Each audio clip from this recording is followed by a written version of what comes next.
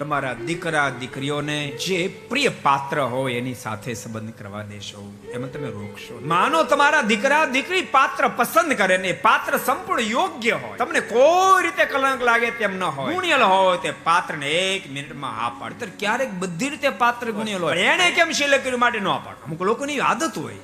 દીકરા દીકરી યુવાનોને પણ કહું છું, તમે પાત્રનું સિલેક્શન કરો અને તમારા માતા પિતા એમ કે બેટા યોગ્ય નથી ને ખરેખર યોગ્ય ન હોય તો તમે તમારા માતા પિતાની વાતને સ્વીકાર કરજો. કારણ કે ભલે કદાચ તમારી કરતા એની પાસે એજ્યુકેશન ઓછું હશે, પણ એને જમાના જોયા છે, તમારે હિતને માટે ના પાડે છે. યોગ્ય પાત્ર ન હોય, તમને દેખાડે બેટલા આટલી ખામી, વાસ્તવિક ખામી હોય, 1 સેકન્ડમાં તમારા વડીલોની વાતનો સ્વીકાર કરજો. ત્યારે સામા જુબાન જોડી નહીં કરશો, ભલે ખામી હું ચલાવી લઈશ, આવી જુબાન જોડી કરીને જો તમે ધરાહાર સંબંધ કરશો તો તમારા માતા પિતાએ કીધું એ જ પ્રમાણે તમે દુખીના ડાળિયાથી